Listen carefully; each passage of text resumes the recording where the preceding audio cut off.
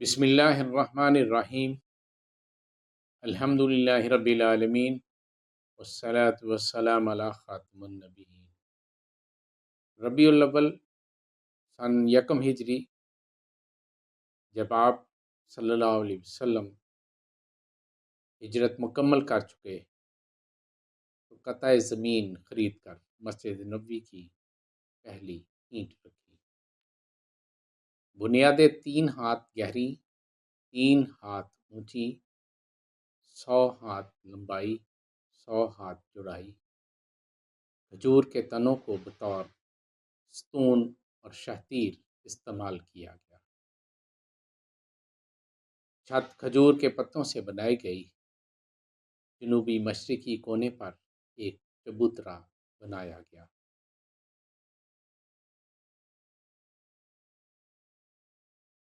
یہ اس کرۂ ارض پر پہلی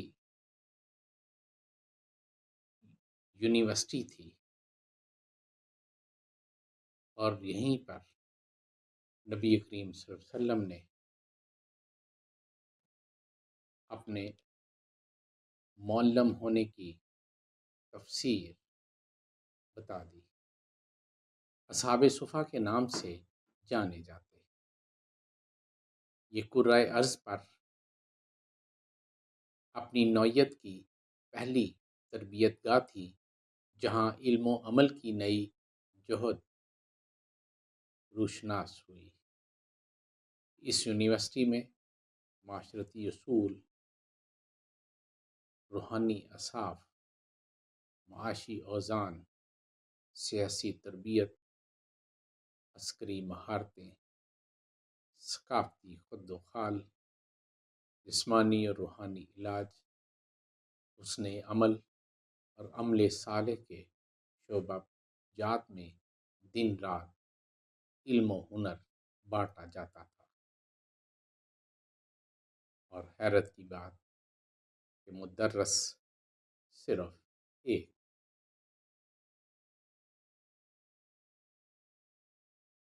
جب طلباء کی تعداد بڑھنے لگی تو سب سے پہلے لکھنے کی مشق شروع ہوئی۔ قرآن مجید کی صورتیں یاد کروانے کا عمل، تجوید سکھانے کا فن اور فقہ کے اصول ازبر کرائے جانے لگے۔ ان میں مقیم اور مقامی اصحاب زیور تعلیم سے آراستہ ہوتے۔ مقیم افراد کو رہائش، کپڑا اور کھانا مفت فراہم کیا جاتا۔ ان میں سے کچھ افراد دن کو کام کرتے، رات کو تعلیم حاصل کرتے۔ کچھ اصحاب جو دور دراز قبائل سے آتے اپنا نصاب مکمل کر کے اپنے قبائل میں واپس چلے جاتے اور وہاں ایک اور مدرسہ کھل جاتا۔ کچھ اصحاب کو نبی کریم صلی اللہ علیہ وسلم دوسرے قبائل کی تربیت کے لیے روانہ کر دیتے۔ امام سمانی کہتے ہیں کہ نبی کریم صلی اللہ علیہ وسلم اپنے تربیت یافتہ ایک صحابہ کو 10 شاگردوں پر تعینات فرماتے اور انہیں اس تدریس کا معاوضہ بھی ملتا۔ آپ صلی اللہ علیہ وسلم کے دور میں مسجد نبوی کے علاوہ 9 مساجد اور تعمیر ہو گئی تھی جو کہ محلہ یا قریب کی آبادی کے لیے مدرسے کا کام سر انجام دیتی تھی۔ قرآن و سنت کے ماہر امامت کے لیے مقرر ہوتے۔ خواندگی میں اس تیزی سے ترقی ہوئی کہ جب قرآن مجید میں تجارتی مادے کے تحریر کا حکم آیا تو اہل مدینہ کو کوئی دشواری پیش نہیں آئی۔ جب بھی قرآن کا کوئی حصہ وحی کی صورت میں نازل ہوتا تو رسول اللہ صلی اللہ علیہ وسلم اسے مردوں کے اجتماع میں تلاوت فرماتے، پھر الگ سے عورتوں کے اجتماع میں اس کی تلاوت فرماتے۔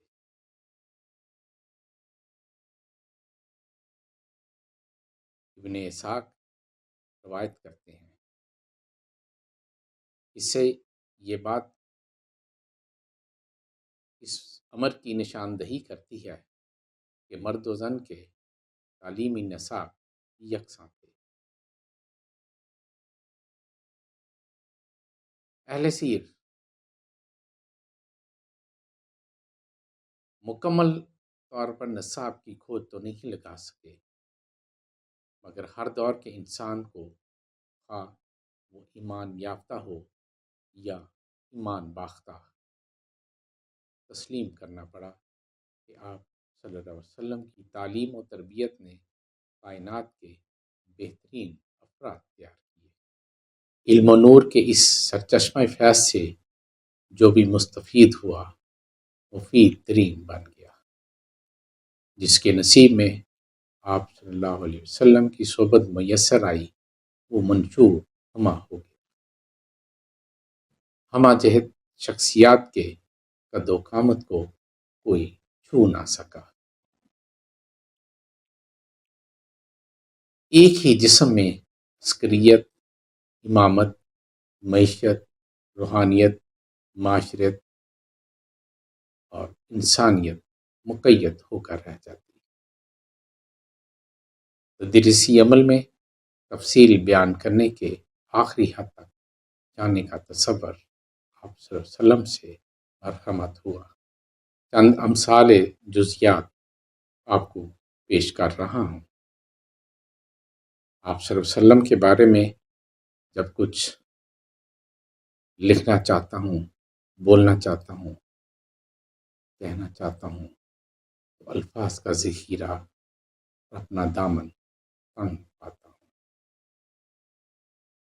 کیا خوبصورت شعر ہے، کتھے میرے علی کتھے تیری ثنا، گستاخ اکھیاں کتھے جا لڑیاں۔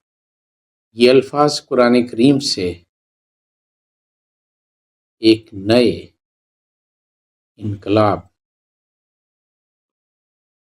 کا درس دیتے ہیں، ایک نئی ایجاد کا راستہ دکھاتے ہیں۔ سورہ بقرہ کی آیت نمبر 2 میں کتاب صحف کا تذکرہ ہے، جس کا مطلب ہے تحریر یا لکھا ہوا۔ سورہ انبیاء کی آیت نمبر 104 میں سجل کا لفظ دعوت فکر دے رہا ہے۔ اس کا مطلب ہے اوراق لپیٹ دیے جاتے ہیں۔ مفسرین نے اس سے مراد کہ خط بند کر کے مور لگانے کے معنی میں بھی آتا ہے۔ سورہ صاد آیت نمبر 16 میں لفظ خط، جس کا مطلب ہے کاغذ پر لکھا ہوا۔ امام سہیلی فرماتے ہیں کہ اس سے مراد کاغذ ہے۔ مستور سورہ طور کی آیت نمبر 2 یہ لفظ وارد ہوا ہے، اس کا مطلب ہے لکھی ہوئی۔ اسی سورت کی آیت نمبر 3 میں رکن منشور، جس کا مطلب ہے جھلی کے کھلے ہوئے ورق، کاغذ جو لکھنے کے کام آتے ہیں۔ کرتاس کاغذ کو کہتے ہیں۔ سورہ قلم آیت نمبر 1 میں نون والقلم، ڈاکٹر حمید اللہ کہتے ہیں اس سے مراد قلم دعات ہے۔ یسترون کا مطلب ہے لکھنا، کاتبین کا مطلب ہے لکھنے والے۔ سورہ انفطار میں آیت نمبر 11 میں اس کا تذکرہ ہے۔ لکھنے پڑھنے کی چیزوں کے لیے بڑی کثرت سے عربی زبان میں الفاظ موجود ہیں۔ مدثر بالا الفاظ جو میں نے بیان کیے ہیں، اس کا حوالہ بھی میں نے قرآن پاک سے پیش کیا ہے۔ عرب میں خطوط پر مہر کا رواج سب سے پہلے نبی کریم صلی اللہ علیہ وسلم نے اختیار کیا۔ آپ صلی اللہ علیہ وسلم کو خط میں خوش نفیسی، صفائی اور وضاحت اختصار کے پیرائے میں بے حد پسند تھی۔ اسی لیے حضرت زید بن ثابت سلاطین کو لکھے جانے والے خطوط کے کاتب ہوئے۔ الفاظ کا چناؤ آپ صلی اللہ علیہ وسلم خود فرماتے تھے۔ آپ صلی اللہ علیہ وسلم ارشاد فرمایا کرتے کہ کاغذ کو موڑنے سے پہلے اس کی سیاہی کو ریگ ڈال کر خشک کر لو، یا یہ کہ حرف سین کے 3 شوشے برابر دیا کرو، اس کو بغیر شوشوں کے نہ لکھا کرو۔ حضرت میر معاویہ رضی اللہ عنہ سے مروی ہے، کہتے ہیں کہ میں نبی کریم صلی اللہ علیہ وسلم کے سامنے لکھتا تھا۔ نبی کریم صلی اللہ علیہ وسلم نے ان سے ارشاد فرمایا، دوات رکھو، قلم کو ترچھا خط لگاؤ، با کو سیدھا رکھو، سین کو الگ رکھو، میم کے منہ میں خلا نہ بناؤ، لفظ اللہ کو خوبصورت لکھو، الرحمن کو کھینچ کر لکھو، رحیم کو عمدہ لکھو۔ لکھتے وقت اگر کچھ رکنا پڑے تو کاتب کو چاہیے کہ قلم اپنے کان پر رکھ لے، کیونکہ اس سے لکھوانے والے کی زیادہ آسانی سے یاد دہانی ہو جاتی ہے۔ حضرت ابن عباس رضی اللہ عنہ سے روایت ہے، فرماتے ہیں کہ آپ صلی اللہ علیہ وسلم نے فرمایا، بسم اللہ الرحمن الرحیم کو لمبا کر کے نہ لکھو۔ تعلیم و تربیت کے لیے خاص طور پر نماز فجر کے بعد آپ صلی اللہ علیہ وسلم بیٹھ جاتے اور فیض و برکات کا سرچشمہ جاری ہو جاتا۔ کبھی کبھی آپ صلی اللہ علیہ وسلم حاضرین سے سوال کرتے۔ حضرت ابن عمر رضی اللہ عنہ سے روایت ہے کہ نبی کریم صلی اللہ علیہ وسلم نے فرمایا، درختوں میں ایک درخت ایسا ہے اس کے پتے نہیں جھڑتے، اور مسلمانوں کی مثال اسی درخت کی سی ہے۔ بتاؤ وہ کون سا درخت ہے؟ یہ سن کر لوگوں کا خیال جنگل کے درختوں کی طرف دوڑا۔ عبداللہ رضی اللہ تعالیٰ عنہ فرماتے ہیں کہ میرے دل میں آیا کہ میں کہہ دوں کہ وہ کھجور کا درخت ہے، مگر اپنی کمسنی کی وجہ سے شرم سے نہ بول پایا۔ آخر صحابہ کرام نے نبی کریم صلی اللہ علیہ وسلم ہی سے پوچھا، آپ ہی ارشاد فرمائیے کہ وہ کون سا درخت ہے؟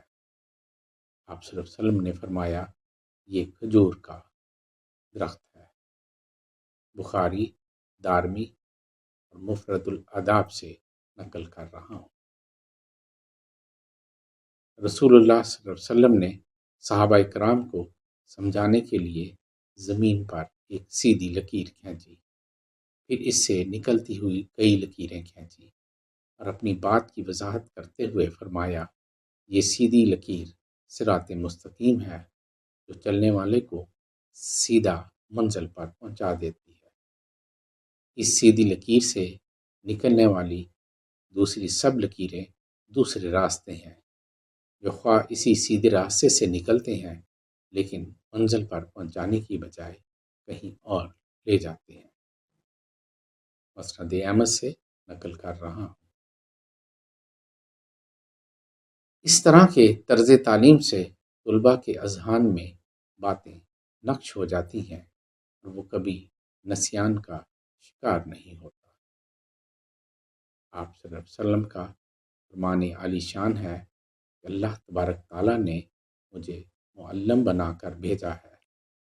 حتمی طور پر یہ نہیں کہا جا سکتا کہ نصاب کی حدود کیا تھی، مگر اس حقیقت سے انکار ناممکن ہے کہ نوعمر اور معمر کی تعلیمی ضروریات متفرق ہیں۔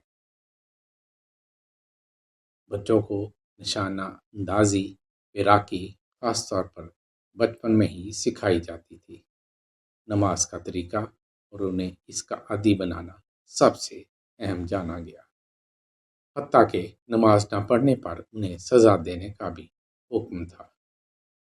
رسالت مآب صلی اللہ علیہ وسلم کی قائم کردہ اسلامی ریاست اب 10 لاکھ مربع میل کو گھیر رہی تھی، یعنی 274 میل روزانہ اسلامی ریاست میں شامل ہو رہے تھے۔ اتنی بڑی ریاست کی ضرورتوں سے آسان طور پر عہدہ برا ہونے کے لیے مختلف مراکز میں گورنر تعینات کیے گئے، جن کے فرائض منصبی میں ماتحت علاقوں کی تعلیمی ضرورتوں کا مناسب انتظام شامل تھا۔ یمن کے گورنر عمر بن حزم کے تقرر نامے میں جو ہدایات درج ہیں، آنے والے وقت میں حکمرانوں کے لیے مشعل راہ بن گئی۔ اسی تقرر نامے میں، جس کا میں آئندہ ویڈیو میں تذکرہ بھی کروں گا، ایک جملہ آج کے اکابرین کا شعور اجاگر کرنے کے لیے کافی ہے۔ آپ صلی اللہ علیہ وسلم نے فرمایا، لوگوں کو اس بات کی نرمی سے ترغیب دو وہ دینیات کی تعلیم حاصل کریں۔ دینیات کی تعلیم میں وضو، جمعہ کا غسل، نماز باجماعت، روزہ، حج، زکوٰۃ، زراعت اور تجارت نصاب میں شامل تھی۔ حضرت علی مرتضیٰ کرم اللہ وجہ فرماتے ہیں کہ ہم مفلس ہو کر آپ صلی اللہ علیہ وسلم کی مجلس میں جاتے، پرشکم اور فقیہی بن کر لوٹتے۔ وما توفیقی الا باللہ۔